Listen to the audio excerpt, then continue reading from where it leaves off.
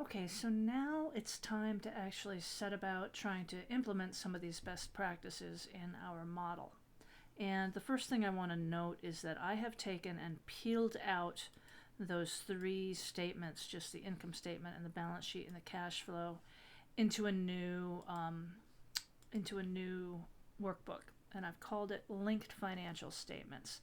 It is not a bad idea for you to do this because we want something. One of the best practices that he doesn't mention here is that you want things to be as compact as possible while still getting the job done. And so if you have a whole bunch of extraneous worksheets that don't have anything to do with the purpose of what it is that you're doing, it's just not what they call elegant. That is the use of elegant in sort of in financial modeling as well as other sort of academic uses. All right, so we want to have as small of a worksheet or workbook as we can that will still get the job done. And what happens, and it may not happen to you, but because of some of the things that I've done since, it has happened here. You wind up with these reference errors up here in the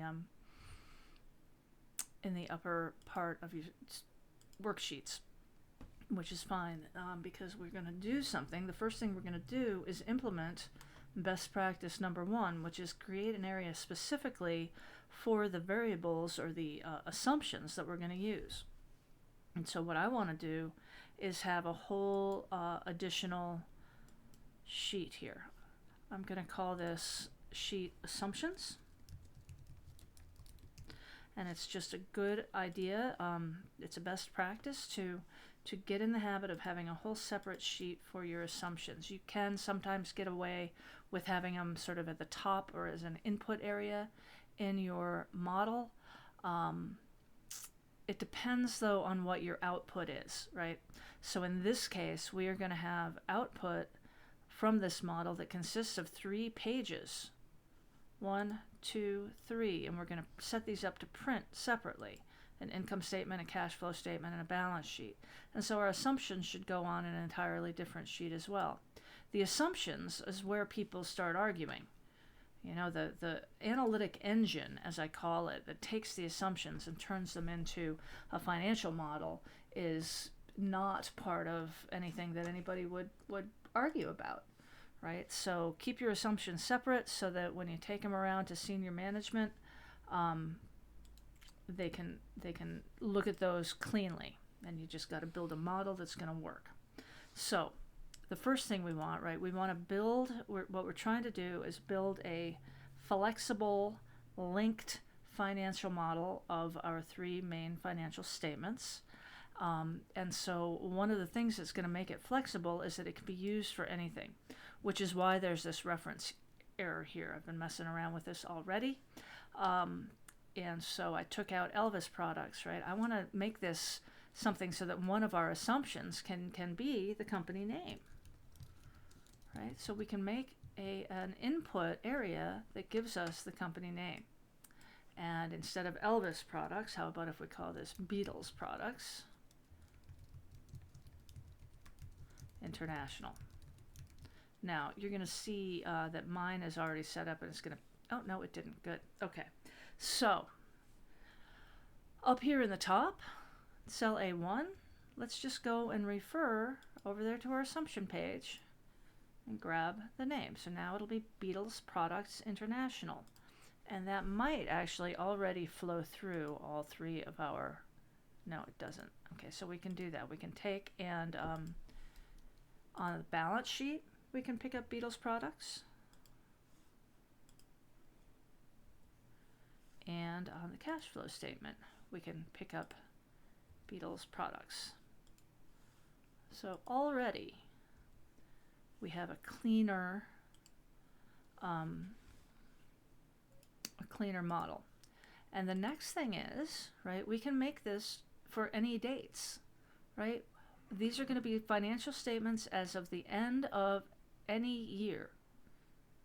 2016, as it is in our example, 2020, 2022, all right, whatever year we want to be doing these for. If we build in flexibility now, we'll have flexibility forever, right? So we'll say year end.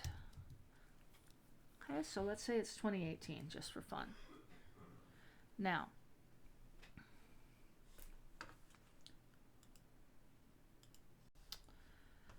again, right, this is going to be a little different because we're going to have to do a little Excel trick. So, what we want to do is go to the top of column B here. And we want to pick up the date from the assumptions page, just like we picked up the company name, like that. Now, this is also a cool Excel trick, which you may or may not have in your actual file that you did. You might have skipped over this part when you were doing the work. All right, so first of all, in column B, all right, we pick up the date from the assumptions page. In column C, that's 1 minus before, all right? It's 1 minus next year's. Okay. Now, this one here, this is Excel doing logical logical functions on text strings. Right, so this is kind of like some of the other things that we did later on. And so let me walk you through it. Okay. The formula in here,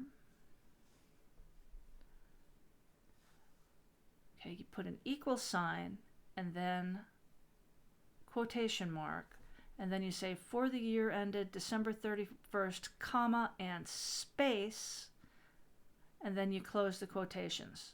So that's the first thing, right? So this is what's called concatenation, where you get Excel to put together two pieces of text strings.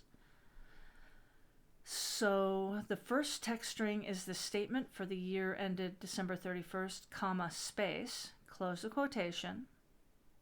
The ampersand indicates what Excel is going to put together, to mush together, right? And what it's going to mush together is this statement here, this logical statement that says, make me a text out of the number that's in this cell and format it in this certain way, with the hashtag and 3 zeros. And let me show you just what that looks like by itself. Okay, so here's a number, we'll say 2017 here, down in this cell.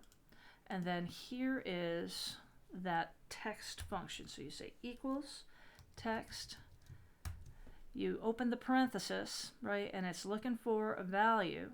So what you're telling it is, I want you to turn this number value into a text string in a certain format. And the format is, you gotta indicate that it's text with a quotation, and then the format is hashtag 000, I think. Okay, so that's what the format is, and that's one of the number formats, right? So if we do that, that should return 2017, and it did. Okay.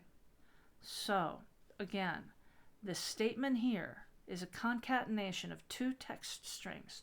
One of them is, in quotes, for the year ended December 31st, comma, space, end the quote. The ampersand indicates that you are joining two pieces of text, and then the second piece of text is indicated as basically turning the number that's in cell B4 here into a text string in a certain format, which we are indicating as quote, hashtag, 000, end quote, close the paren, and that will then allow, right, so watch what happens. So if I go over to the assumptions page and I change this year end to 2025, right, here you are, you've been out in the workforce for a couple of years. You're still using this model. Now we're working on 2025 data. for the year ended December 31st, 2025. So that is sort of the first thing. And we're going to stop this video here and start working on the actual model in a minute.